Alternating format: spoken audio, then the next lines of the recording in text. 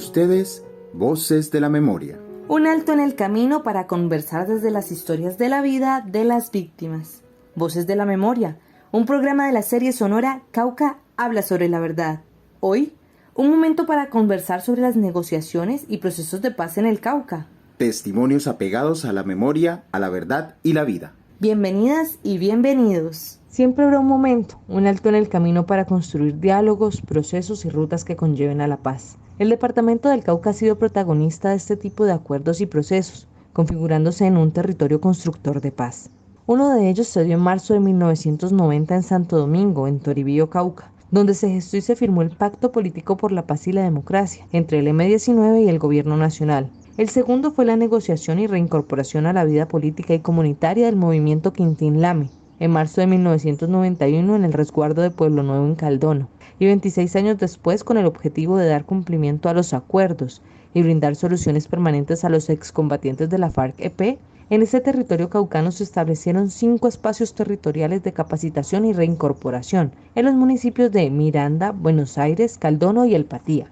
Hoy en nuestro espacio Voces de la Memoria conversaremos con testigos y protagonistas de esas negociaciones y procesos de paz en el Cauca. Nos acompaña Henry Caballero, participante del proceso de diálogo de paz con el movimiento armado Manuel Quintín Lame, que hacia 1991 hizo su dejación de armas y de paso se vinculó a un proceso político nacional, organización que asumió el nombre de un líder indígena que a inicios del siglo XX había orientado a la comunidad nasa contra el pago del terraje que cobraban en días de trabajo los hacendados, y sumado a ello el despojo de tierras, despojo al que los indígenas respondieron luego con recuperación de tierras y ampliación de resguardos. El Quintín Lame no era un grupo que se hubiera conformado para la toma del poder. Ya cuando se fueron dando una serie de situaciones, se conformó y se ubicó en una serie de denuncias con respecto a lo que estaba pasando en el norte del Cauca con los cañeros, que logró contener un poco también acciones armadas o de pájaros que están haciendo contra las comunidades indígenas. Pues ya tenía dos opciones: o seguir caminando como grupo guerrillero y fortalecerse más, inclusive estaba el tema de la coordinadora guerrillera Simón Bolívar, o entrar a hacer otra cosa que un grupo armado. Entonces, pues creo que las comunidades indígenas incidieron mucho en que no se convirtiera en un actor armado.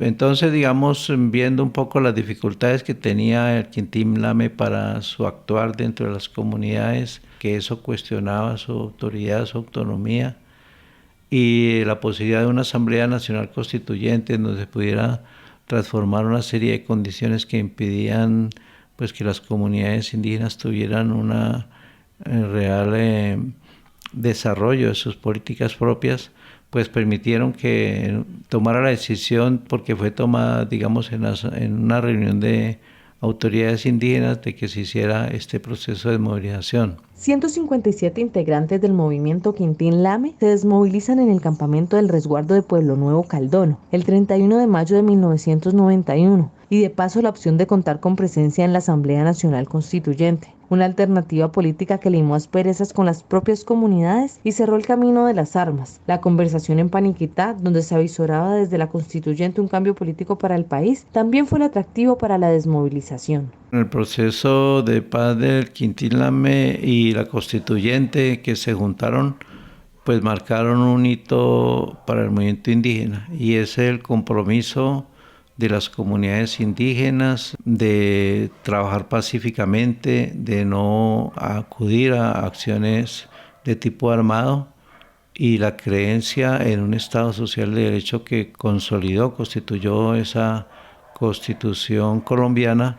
Entonces yo veo que es un compromiso más allá del Quintín Lame, fue un compromiso asumido con las comunidades indígenas que acompañaron ese momento en Pueblo Nuevo. Los exintegrantes del Quintín Lame destacan que en los acuerdos de paz no buscaron beneficios personales, sino recursos y obras para sus comunidades. A manera de broma interna dicen que su visión nunca fue obtener los beneficios de casa, carro y beca. El propósito fue gestionar recursos y proyectos productivos para las regiones en las que tuvieron influencia. Algunos de ellos se tradujeron en vías, antenas repetidoras y obras de infraestructura. Una vez dejaron las armas, todos se vincularon a sus comunidades y rehicieron sus vidas trabajando comunitariamente.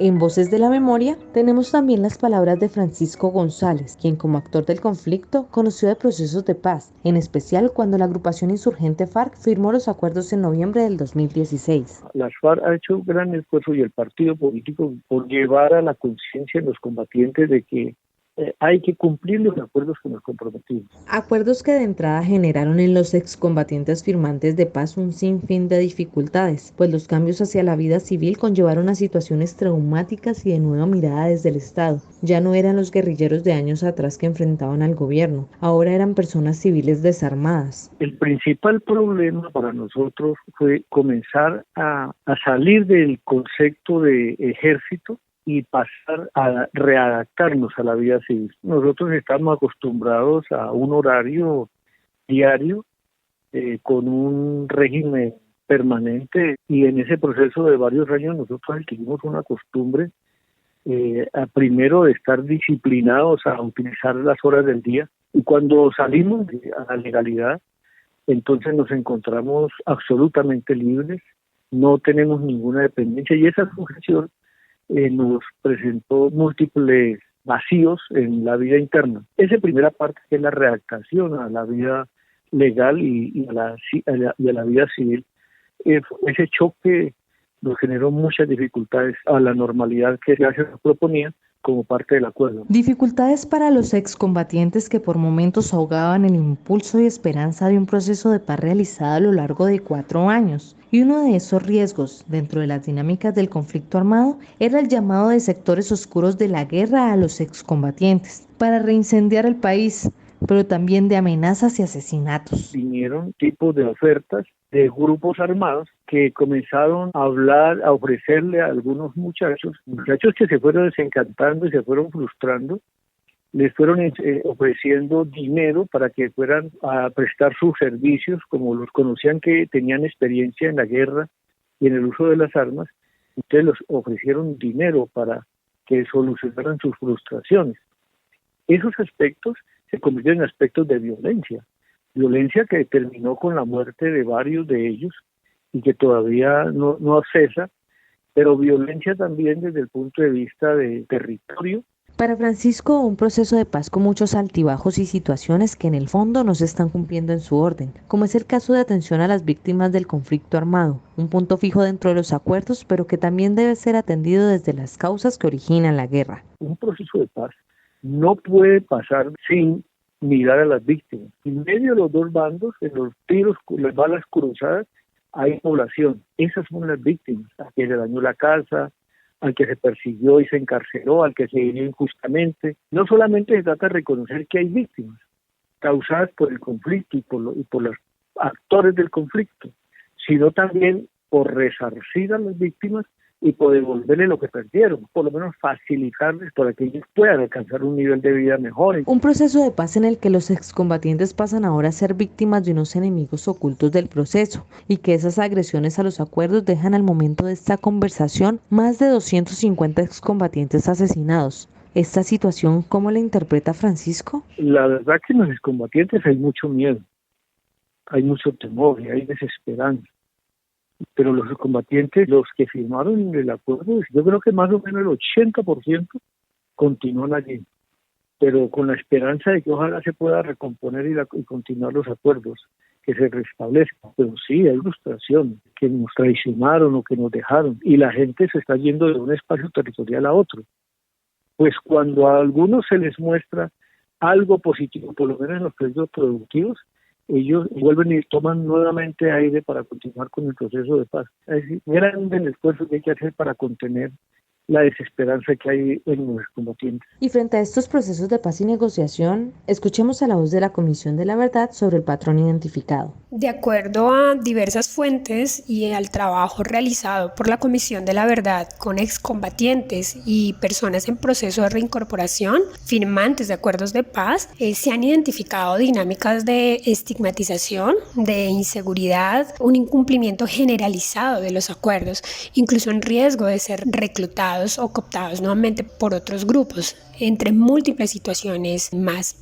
A la vez hemos identificado que a pesar de todas estas dificultades que han implicado para sus vidas, en su mayoría quienes han firmado los acuerdos de paz persisten en su compromiso de cumplir con lo pactado. También ha existido en diferentes periodos, hablando no solamente de este reciente acuerdo firmado por las FARC, sino de otros, una actitud hostil y de polarización por parte de algunos miembros de gobiernos, de medios de comunicación y de una parte de la sociedad frente a los procesos de paz y los acuerdos. Situación que genera también una incertidumbre en los excombatientes sobre su futuro y las posibilidades de una reincorporación exitosa. A esto se le suma también el incumplimiento de los acuerdos por parte del Estado. Las falencias más fuertes se han dado en términos de garantías de seguridad, también para el ejercicio de la participación política y su reintegración a la vida civil, también para la sostenibilidad económica y la generación de ingresos, lo que ha hecho difícil recomponer el proyecto de vida lejos de la guerra. Al mismo tiempo, esa escucha que la Comisión ha realizado nos ha permitido identificar que a lo largo de las diferentes firmas y acuerdos de paz se presentan también casos de desplazamiento forzado luego de dejar las armas y asesinatos selectivos, cuya autoridad no es clara y se juega entre responsabilidades que tienen nuevos grupos armados surgidos tras el desarme, de grupos paramilitares, de estructuras criminales o participación incluso de miembros de fuerza pública. Vamos cerrando esta conversación, Francisco, y es preguntarle ¿en qué momento estamos del proceso de paz? El mismo gobierno nacional no ha dado ningún paso distinto a apoyar medianamente al proceso de incorporación, y el proceso de paz se ha limitado a rondar en torno a los proyectos productivos que permiten o que buscan que subsistan los combatientes y las asociaciones de los combatientes. Pero el proceso de paz prácticamente está abandonado nacionalmente. La reforma rural integral, que tenía que producirse para recuperar el campo, pero en otros aspectos tampoco, es que no hemos logrado hacer que las víctimas en verdad se conviertan en el centro del acuerdo. Los combatientes, a pesar de los inconformismos y a pesar de todos los incumplimientos, los combatientes se mantienen en su gran mayoría, que se llaman espacios territoriales y nuevas áreas de reincorporación. Hasta aquí, Voces de la Memoria. Un espacio para conversar desde las historias de la vida de las víctimas. Voces de la Memoria, un programa de la serie sonora Cauca habla sobre la verdad. Serie sonora producida por Fundeurca Ordeurca, con el apoyo de la Comisión de la Verdad y Diaconía Suecia.